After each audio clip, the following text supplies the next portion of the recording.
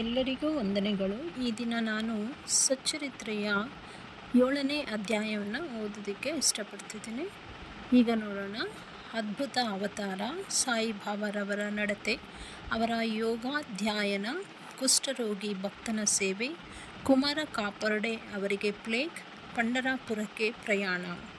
ಅದ್ಭುತ ಅವತಾರ. ಬಾಬಾರವರಿಗೆ ಸಮಸ್ತ ಯೋಗಾಸನಗಳು ಬರುತ್ತಿದ್ದವು. ಅವರಿಗೆ ಧೋತಿ, ಮೋತಿ ಮುಂತಾದ 6 ಯೋಗಾಸನಗಳಲ್ಲಿ ಬಹಳ ಪರಿಶ್ರಮವಿತ್ತು.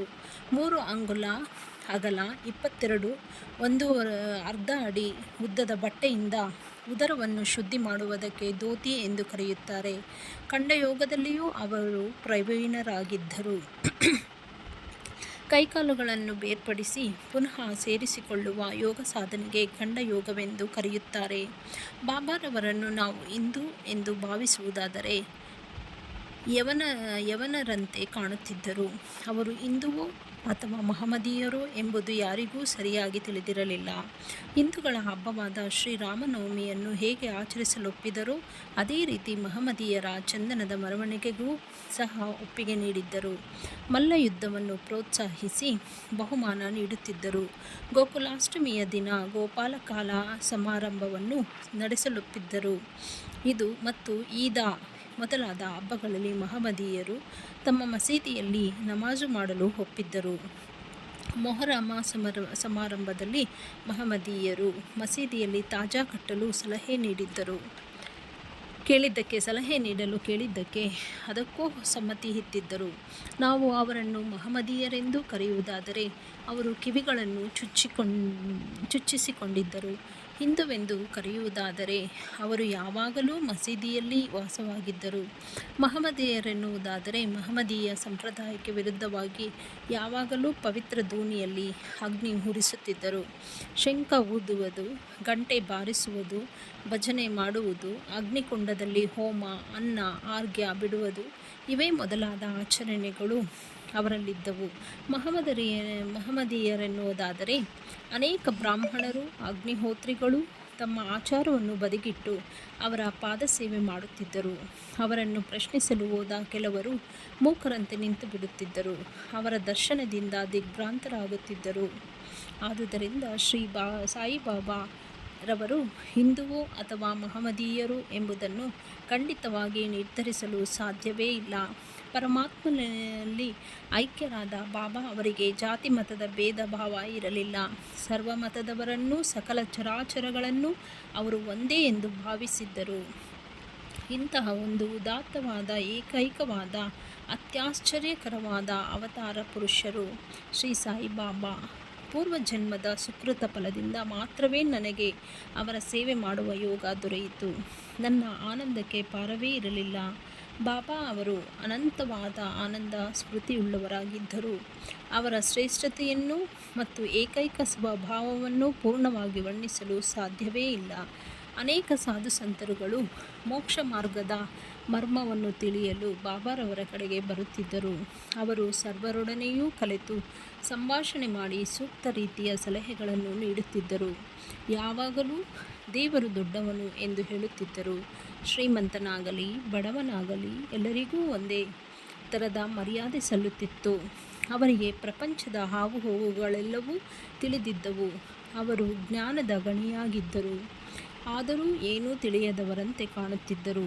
ಮನುಷ್ಯ ರೂಪಿಗಳಾಗಿದ್ದರೂ ಅವರ ಕೆಲಸಗಳಲ್ಲಿ ದೈವಿಕತೆ ತುಂಬಿತ್ತು. ಸರ್ವರೂ ಅವರನ್ನು ದೇವರೆಂದು ಭಾವಿಸಿದ್ದರು. ಸಾಯಿಬಾಬಾರವರ ಆಚರಣೆ. ಬಾಬಾರವರು ಶಿರಡಿಯಲ್ಲಿಯ ಸಮಸ್ತ ದೇವಾಲಯಗಳನ್ನು ದುರಸ್ತಿಪಡಿಸಿದರು. ತಾತ್ಯಾ ಪಾಟೀಲರ ಮೂಲಕ ಶನಿ, ಗಣಪತಿ, ಶಂಕರ, ಪಾರ್ವತಿ, ಗ್ರಾಮದೇವತೆ, ಮಾರುತಿ ಮುಂತಾದ ದೇವಾಲಯಗಳನ್ನು ದುರಸ್ತಿಪಡಿಸಿದರು. ಅಂತೆಯೇ ಅವರು ಧರ್ಮಿಷ್ಠರಾಗಿಯೂ ಮತ್ತು ದಾನಶೀಲರಾಗಿಯೂ ಇದ್ದರು. ದಕ್ಷಿಣೆಯ ಮೂಲಕ ಸಂಪಾದಿಸಿದ ಹಣವನ್ನೆಲ್ಲ ಒಬ್ಬರಿಗೆ 20 ರೂಗಳು, ಇನ್ನೊಬ್ಬರಿಗೆ 15 ರೂಗಳು, ಮತ್ತೊಬ್ಬರಿಗೆ 50 ರೂ 50 ರೂಗಳು ಈ ರೀತಿ ಪ್ರತಿದಿನವೂ ಎಲ್ಲರಿಗೂ ಸಂತೋಷದಿಂದ ಹಂಚುತ್ತಿದ್ದರು. ಅದನ್ನು ಭಕ್ತರು ಬಹಳ ಪೂಜ್ಯ ಭಾವನೆಯಿಂದ ಸ್ವೀಕರಿಸುತ್ತಿದ್ದರು. ಎಲ್ಲ ದ್ರವ್ಯವೂ ಸದ್ವಿನಿಯೋಗವಾಗಬೇಕೆಂಬುದೇ ಬಾಬಾರವರ ಇಚ್ಛೆ ಆಗಿದ್ದಿತು. ಬಾಬಾರವರ ದರ್ಶನದಿಂದ ಭಕ್ತ ಜನರಿಗೆ ಬಹಳ ಲಾಭವಾಯಿತು. ಅನೇಕ ಜನರು ಆರೋಗ್ಯದಿಂದ ದೃಢಕಾಯರಾದರು. ಕೆಲವು ಕುಷ್ಠರೋಗಿಗಳಿಗೆ ಗುಣವಾಯಿತು. ದುಷ್ಟರು ಸನ್ಮಾರ್ಗ ಪ್ರವರ್ತಕರಾದರು. ಯಾವ ಒಂದು ಔಷಧಿಯೂ ಇಲ್ಲದೆ ಅನೇಕ ಕುರುಡರಿಗೆ ಕಣ್ಣು ಕಾಣಿಸುವಂತಾಯಿತು. ಕಾಲಿಲ್ಲದವರಿಗೆ ನಡೆಯಲು ಬಂದಿತು. ಅವರ ಕೀರ್ತಿಯು ದೇಶಾದ್ಯಂತ ಹರಡಿತು. ಅನೇಕ ಯಾತ್ರಾರ್ಥಿಗಳು ಬಂದು ಬಾಬಾರವರ ಅನಂತ ದರ್ಶನ ಪಡೆದು ಪರಮ ಸಂತೋಷಭರಿತರಾಗಿ ಅಚ್ಚಳಿಯದ ಭಕ್ತಿಯಿಂದ ಹಿಂತಿರುಗುತ್ತಿದ್ದರು. ಬಾಬಾರವರು ಮಾತ್ರ ಯಾವಾಗಲೂ ಮಹಾ ತಪಸ್ವಿಯಂತೆ ಧೂನಿಯ ಮುಂದೆ ಕುಳಿತಿರುತ್ತಿದ್ದರು. ಮೊದಲು ಬಾಬಾ ಒಂದು ಅಂಗಿ ಧೋತರ ಹುಟ್ಟುಕೊಂಡು ಬಿಳಿ ಪೇಟವನ್ನು ತಲೆಗೆ ಸುತ್ತಿಕೊಳ್ಳುತ್ತಿದ್ದರು. ಹಳ್ಳಿಯ ರೋಗಿಗಳನ್ನು ಪರೀಕ್ಷಿಸಿ ಔಷಧಿ ಕೊಡುತ್ತಿದ್ದರು. ಈ ವೃತ್ತಿಯಲ್ಲಿ ಅವರಿಗೆ ಜಯವು ದೊರೆತು ಹಳ್ಳಿಯ ಹಕೀಮರಾಗಿದ್ದರು. ಅವರು ಒಂದು ದಾರುಣವಾದ ರೋಗವನ್ನು ವಾಸಿ ಮಾಡಿದ ಕತೆ ಈ ರೀತಿ ಇದೆ. ಒಂದು ಸಾರಿ ಭಕ್ತನೊಬ್ಬನ ಕಣ್ಣುಗಳು ಊದಿಕೊಂಡವು. ಆಗ ಶಿರಡಿಯಲ್ಲಿ ವೈದ್ಯರಾರೂ ಇರಲಿಲ್ಲ. ಕೆಲವರು ಅವನನ್ನು ಬಾಬಾರವರ ಬಳಿಗೆ ಕರೆದುಕೊಂಡು ಹೋದರು. ಬೇರೆ ವೈದ್ಯರಾಗಿದ್ದರೆ ಸಾಮಾನ್ಯವಾಗಿ ಮುಲಾಮು, ಹಸುವಿನ ಹಾಲು ಇತ್ಯಾದಿಗಳನ್ನು ಉಪಯೋಗಿಸುತ್ತಿದ್ದರು. ಆದರೆ ಬಾಬಾರವರದೇ ಒಂದು ವೈಶಿಷ್ಟ್ಯ. ಸಾಯಿಬಾಬಾ ಅವರು ಬೀಬಾ ಕಾಯಿಯನ್ನು ಪುಡಿ ಮಾಡಿ ಗುಳಿಗೆ ಮಾಡಿ ಅವುಗಳನ್ನು 2 ಕಣ್ಣುಗಳಲ್ಲಿ ಹಾಕಿ ಬಟ್ಟೆ ಕಟ್ಟಿದರು. ಮಾರನೇ ದಿವಸ ಬಿಚ್ಚಿ ನೀರಿನಿಂದ ಕಣ್ಣನ್ನು ತೊಳೆದರು. ಊದು ಇಳಿದು ಕಣ್ಣುಗಳು ಸ್ವಚ್ಛವಾಗಿದ್ದವು. ಬಾಬಾರವರ ಯೋಗಾಧ್ಯಯನಗಳು. ಬಾಬಾರವರಿಗೆ ಎಲ್ಲ ತರಹದ ಯೋಗಾಸನಗಳು ಬರುತ್ತಿದ್ದವು. ಇಲ್ಲಿ 2 ಮಾತ್ರ ವಿವರಿಸುತ್ತೇನೆ. 1ನೇದು ಧೋತಿ ವಿಧಾನ. ಬಾಬಾರವರು ಮಸೀದಿಯಿಂದ ಸ್ವಲ್ಪ ಹತ್ತಿರದಲ್ಲಿಯೇ ಇದ್ದ ಅಶ್ವತ್ಥ ವೃಕ್ಷದ ಬಳಿ ಬಾವಿಗೆ ಹೋಗಿ ಸ್ನಾನ ಮೊದಲಾದವುಗಳನ್ನು ತೀರಿಸಿಕೊಂಡು ಬರುತ್ತಿದ್ದರು. ಕೆಲವು ಸಾರಿ ಅವರು ಕರುಳುಗಳನ್ನು ಹೊರಗೆ ತೆಗೆದು ಶುದ್ಧ ಮಾಡಿ ಬಿಸಿಲಿನಲ್ಲಿ ಒಣಗಲೋಸುಗ ಇಡುತ್ತಿದ್ದರು. ಇದನ್ನು ಅನೇಕ ಶಿರಡಿ ನಿವಾಸಿಗಳು ಕಣ್ಣಾರೆ ಕಂಡಿರುವಂತೆ ಹೇಳುತ್ತಾರೆ. ಸಾಮಾನ್ಯವಾಗಿ ಧೋತಿ ಯೋಗವೆಂದರೆ 3 ಅಂಗುಲ ಅಗಲ, 22 1 ಮೀನ್ಸ್ ಅರ್ಧ ಅಂಗುಲ ಉದ್ದವಾದ ಬಟ್ಟೆಯನ್ನು ಒದ್ದೆ ಮಾಡಿ ಗಂಟಲಿನ ಮೂಲಕ ಉದರಕ್ಕೆ ತುರುಕಿ ಸುಮಾರು ಅರ್ಧ ಗಂಟೆಯವರೆಗೆ ಅದನ್ನು ಅಲ್ಲಿರಿಸಿದ ನಂತರ ಹೊರಕ್ಕೆ ತೆಗೆದು ಒಣ ಹಾಕುವುದು. ಆದರೆ ಬಾಬಾರವರ ಧೋತಿ ಯೋಗವೇ ವಿಚಿತ್ರವಾಗಿದ್ದಿತು. ನೆಕ್ಸ್ಟ್ 2ನೇದು ಖಂಡ ವಿಧಾನ.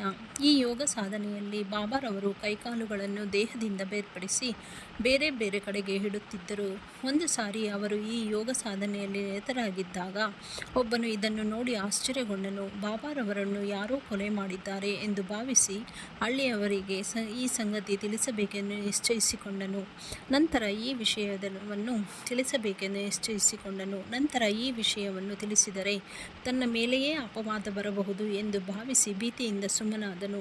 ಮಾರನೇ ದಿನ ಮಸೀದಿಗೆ ಹೋದಾಗ ಬಾಬಾ ಎಂದಿನಂತೆ ಇರುವುದನ್ನು ಕಂಡು ದಿಗ್ಭ್ರಾಂತನಾದನು. ಬಾಬಾರವರು ಚಿಕ್ಕಂದಿನಿಂದಲೇ ಈ ತರಹದ ಯೋಗಾಭ್ಯಾಸವನ್ನು ಮಾಡುತ್ತಿದ್ದರು. ಅವರು ಇಷ್ಟೊಂದು ಪ್ರಾವೀಣ್ಯತೆಯನ್ನು ಹೇಗೆ ಸಂಪಾದಿಸಿದರೆಂಬುದು ಯಾರಿಗೂ ತಿಳಿಯದ ವಿಷಯ. ಇವರು ರೋಗಗಳನ್ನು ಗುಣಪಡಿಸಿದುದಕ್ಕೆ ಯಾವುದೊಂದು ಪ್ರತಿಫಲವನ್ನೂ ಪಡೆಯುತ್ತಿರಲಿಲ್ಲ. ಹೀಗಾಗಿ ಅವರು ಬಹಳ ಜನಪ್ರಿಯರಾದರು. ಯಾವಾಗಲೂ ಜನಸೇವೆಯಲ್ಲಿ ನಿರತರಾಗಿದ್ದರು.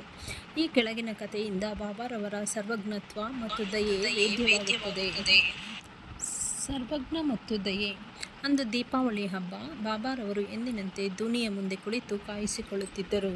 ಧೂನಿಯಲ್ಲಿ ಅಗ್ನಿದೇವನು ಕಾಂತಿಯುತವಾಗಿ ಬೆಳಗುತ್ತಿದ್ದನು. ಕಾಷ್ಟವನ್ನು ಧೂನಿಯಲ್ಲಿ ಹಾಕುತ್ತಾ ತಮ್ಮ ಕೈಗಳನ್ನು ಸಹ ಅಗ್ನಿಯಲ್ಲಿಟ್ಟರು. ಆಗ ಬಾಬಾರವರ ತೋಳೆಲ್ಲವೂ ಸುಟ್ಟು ಗಾಯವಾಯಿತು. ಇದನ್ನು ಸೇವಕನಾದ ಮಾಧವ ಮತ್ತು ಮಾಧವರಾವ ದೇಶಪಾಂಡೆ ಕಣ್ಣಾರೆ ಕಂಡು ಅವರ ಹತ್ತಿರ ಹೋಗಿ, ಬಾಬಾ, ಇದೇನು ಮಾಡಿದಿರಿ ಎಂದು ಪ್ರಶ್ನಿಸಿದರು. ಆಗ ಬಾಬಾರವರು ಅಕ್ಕಸಾಲಿಗನೋರ್ವನ ಪತ್ನಿ ತಿದಿಯೊತ್ತುತ್ತಾ ಕೆಲಸ ಮಾಡುತ್ತಿದ್ದಳು. ಅವಳ ಪತಿಯು ಕರೆದುದರಿಂದ ಮಗುವನ್ನು ಅಲ್ಲಿಯೇ ಬಿಟ್ಟು ಓಡಿ ಹೋದಳು. ಮಗು ಆಟವಾಡುತ್ತಾ ಅಗ್ನಿಯೊಳಗೆ ಕೈ ಇಟ್ಟಿತು. ಆ ಮಗುವನ್ನು ರಕ್ಷಿಸಲೋಸುಗ ಕೂಡಲೇ ಈ ರೀತಿ ಮಾಡಿದೆನು. ನನ್ನ ಕರಗಳು ಬೆಂದರೂ ಪರವಾಗಿಲ್ಲ, ಆ ಮಗು ಬದುಕಿಕೊಂಡಿತಲ್ಲ, ಅದೇ ನನಗೆ ಸಂತೋಷ ಎಂದರು. ಕುಷ್ಠಭಕ್ತನ ಸೇವೆ. ಬಾಬಾರವರು ಕೈಸುಟ್ಟುಕೊಂಡ ಘಟನೆ ನಡೆದ ಕೂಡಲೇ ಮಾಧವರಾವ ದೇಶಪಾಂಡೆ ಮತ್ತು ನಾನಾ ಸಾಹೇಬ ಚಂದೋರಕರವರು ಮುಂಬಯಿಯ ಪ್ರಸಿದ್ಧ ವೈದ್ಯರಾದ ಶ್ರೀ ಪರಮಾನಂದರವರಿಂದ ಅವರನ್ನು ಚಿಕಿತ್ಸೆ ಮಾಡಿಸಿಕೊಳ್ಳುವಂತೆ ಬೇಡಿದರು. ಆದರೆ ಅವರು ಅದಕ್ಕೆ ಸಮ್ಮತಿಸಲಿಲ್ಲ. ಕೈ ಸುಟ್ಟುಕೊಂಡಾಗಿನಿಂದ ಕುಷ್ಠರೋಗಿಯಾದ ಬಾಗೋಜಿ ಸಿಂಧೆ ಅವರೇ ಅವರ ಉಪಚಾರ ಮಾಡುತ್ತಿದ್ದರು. ಅವರು ಪ್ರತಿದಿನವೂ ದಹಿಸಲ್ಪಟ್ಟ ಜಾಗಕ್ಕೆ ತುಪ್ಪವನ್ನು ಸವರಿ ನೀವಿ ಅದರ ಮೇಲೆ ಹಸಿರು ಎಲೆ ಇಟ್ಟು ಬಟ್ಟೆ ಕಟ್ಟುತ್ತಿದ್ದರು. ನಾನಾ ಸಾಹೇಬ ಚಂದೋರಕರ ಅವರು ಮತ್ತು ಡಾಕ್ಟರ್ ಪರಮಾನಂದ ಅವರು ಎಷ್ಟು ಸಾರಿ ವಿನಂತಿಸಿದರೂ ಬಾಬಾ ಚಿಕಿತ್ಸೆಗೆ ಸಮ್ಮತಿಸಲೇ ಇಲ್ಲ. ಪ್ರತಿದಿನವೂ ಬಾಗೋಜಿ ಅವರೇ ಸೇವೆ ಮಾಡುತ್ತಿದ್ದರು. ಸ್ವಲ್ಪ ದಿನಗಳ ನಂತರ ಬಾಬಾರವರ ಸಮಾಧಿಯ ತನಕ ಬಾಗೋಜಿಯವರೇ ತೋಳುಗಳಿಗೆ ತುಪ್ಪ ಸವರಿ ನೀವುತ್ತಿದ್ದರು. ಬಾಬಾ ಅವರು ಸ್ವಯಂ ಸಿದ್ಧರಾಗಿದ್ದರು. ಬಾಗೋಜಿಯವರ ಮೇಲಿನ ಮಮತೆಯಿಂದ ಅವರ ಸೇವೆಯನ್ನು ಸ್ವೀಕರಿಸುತ್ತಿದ್ದರು. ಬಾಗೋಜಿಯವರು ಪೂರ್ವಜನ್ಮದಲ್ಲಿ ಪಾಪಿಷ್ಠರಾಗಿದ್ದರು. ಆದ್ದರಿಂದ ಅವರು ಕುಷ್ಠರೋಗಿಯಾದದ್ದು ಸಿಂಧೆ ಬಾಹ್ಯದಲ್ಲಿ ಜಿಗುಪ್ಸೆಯಿಂದಲೂ ಅಂತರಂಗದಲ್ಲಿ ಸಂತೋಷಭರಿತರಾಗಿದ್ದರು. ಬಾಬಾ ಅವರ ನಿತ್ಯ ಸೇವೆಯ ಅವಕಾಶ ದೊರಕಿದುದು ಅವರ ಅದೃಷ್ಟವೇ ಸರಿ. ಕುಮಾರ ಕಾಪರ್ಡೆ ಅವರಿಗೆ ಪ್ಲೇಗ್.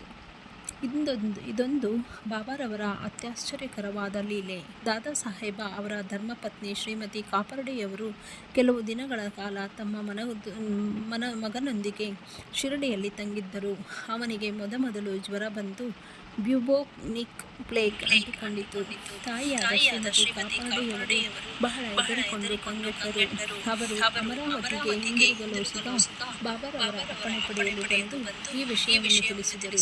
ಆಗ ಬಾಬಾರವರು ದಯಾಪೂರಿತ ದೃಷ್ಟಿಯಿಂದ ಮೃದುವಾಗಿ ಗಗನವನ್ನು ಕಾರ್ಮೋಡಗಳು ಆವರಿಸಿಕೊಂಡಿದೆ. ಆದರೆ ಅದು ಹಾಗೆಯೇ ಇರಲಾರದು. ಕ್ರಮೇಣ ಕರಗಿ ಗಗನವು ಸ್ವಚ್ಛವಾಗುತ್ತದೆ ಎಂದು ಹೇಳುತ್ತಾ ತಮ್ಮ ಕಫನಿ ನಿಲುವಂಗಿಯನ್ನು ಮೇಲಕ್ಕೆತ್ತಿ ತಮಗೆ ಆಗಿದ್ದ 3 ಗಂಟುಗಳನ್ನು ತೋರಿಸಿ, ನೋಡು, ನಾನು ಭಕ್ತರಿಗೋಸ್ಕರ ಕಷ್ಟವನ್ನು ಅನುಭವಿಸಬೇಕಾಗಿದೆ. ಅವರ ಕಷ್ಟಗಳೆಲ್ಲವೂ ನನ್ನವು ಎಂದರು. ಈ ಒಂದು ಏಕೈಕವಾದ ಮತ್ತು ಅತ್ಯಾಶ್ಚರ್ಯಕರವಾದ ಲೀಲೆಯನ್ನು ನೋಡಿ ಅಲ್ಲಿ ನೆರೆದಿದ್ದ ಜನಸ್ತೋಮವು ಸಂತರು ಹೇಗೆ ತಮ್ಮ ಭಕ್ತರಿಗೋಸ್ಕರ ಕಷ್ಟವನ್ನು ಅನುಭವಿಸುತ್ತಾರೆ ಎಂಬುದನ್ನು ಮನಗಂಡಿತು. ಸಂತರ ಮನಸ್ಸು ಮೇಣದ ಹಾಗೆ ಮೃದುವಾಗಿರುತ್ತದೆ. ಮೇಲಾಗಿ ಸದು ಬೆಣ್ಣೆಯ ಹಾಗೆ ಒಳಗೂ ಹೊರಗೂ ಮೃದುವಾಗಿರುತ್ತದೆ. ಅವರು ತಮ್ಮ ಭಕ್ತರನ್ನು ಯಾವುದೇ ಪ್ರತಿಫಲದ ಅಪೇಕ್ಷೆ ಇಲ್ಲದೆ ಪ್ರೀತಿಸುತ್ತಾರೆ ಮತ್ತು ಅವರನ್ನು ತಮ್ಮ ಸ್ವಂತ ಶಿಶುಗಳಂತೆ ಕಾಪಾಡುತ್ತಾರೆ. ಪಂಢರಾಪುರದ ಯಾತ್ರೆ. ಇನ್ನು ಶ್ರೀ ಸಾಯಿಬಾಬಾರವರು ತಮ್ಮ ಭಕ್ತರನ್ನು ಹೇಗೆ ಪ್ರೀತಿಸುತ್ತಿದ್ದರು ಮತ್ತು ಅವರ ಆಶೆ ಆಕಾಂಕ್ಷೆಗಳನ್ನು ಹೇಗೆ ಈಡೇರಿಸುತ್ತಿದ್ದರು ಎಂಬುದನ್ನು ಈ ಘಟನೆಯಲ್ಲಿ ಮನಗಾಣುವಿರಿ. ಕಾನಾ ದೇಶದಲ್ಲಿಯ ನಾಂದೂರಾಬಾರದ ಮಾಮಲೆದಾರರಾದ ಶ್ರೀ ನಾನಾ ಸಾಹೇಬ ಚಂದೋರಕರ ಬಾಬಾರವರ ಪರಮ ಭಕ್ತರು. ಅವರಿಗೆ ಪಂಢರಾಪುರಕ್ಕೆ ವರ್ಗವಾದ ಹುಕುಂ ಬಂದಿತ್ತು. ನಿಜವಾಗಿಯೂ ಭಕ್ತನ ಅಪರಿಮಿತವಾದ ಭಕ್ತಿಗೆ ಬಾಬಾ ಮೆಚ್ಚಿದವರಷ್ಟೇ. ಏಕೆಂದರೆ ಭೂವೈಕುಂಠವಾದ ಪಂಢರಾಪುರದಲ್ಲಿ ನೆಲೆಸಲು ಸಿಕ್ಕಿದ ಅವಕಾಶಕ್ಕಿಂತ ಮಿಗಿಲಾದುದೇನಿದೆ. ಅವರು ತಕ್ಷಣದಲ್ಲಿಯೇ ಕೆಲಸದ ಪರಭಾರೆ ವಹಿಸಬೇಕಾಗಿದ್ದುದರಿಂದ ಕೂಡಲೇ ಪ್ರಯಾಣ ಬೆಳೆಸಿದರು. ಶಿರಡಿಗೆ ಸಮಾಚಾರ ತಿಳಿಸಲಿಲ್ಲ. ಅವರು ಯಾರಿಗೂ ತಿಳಿಯದಂತೆ ತಕ್ಷಣವೇ ಶಿರಡಿಗೆ ಸಮಾಚಾರ ತಿಳಿಸಲಿಲ್ಲ. ಅವರು ಯಾರಿಗೂ ತಿಳಿಯದಂತೆ ತಕ್ಷಣವೇ ಶಿರಡಿಗೆ ಹೋಗಿ ಬಾಬಾರವರ ದರ್ಶನ ಮಾಡಿಕೊಂಡ ನಂತರ ಪಂಢರಾಪುರಕ್ಕೆ ಹೋಗಬೇಕೆಂದಿದ್ದರು. ಅವರು ಶಿರಡಿಗೆ ಹೊರಟಿದ್ದು ಯಾರಿಗೂ ತಿಳಿದಿರಲಿಲ್ಲ.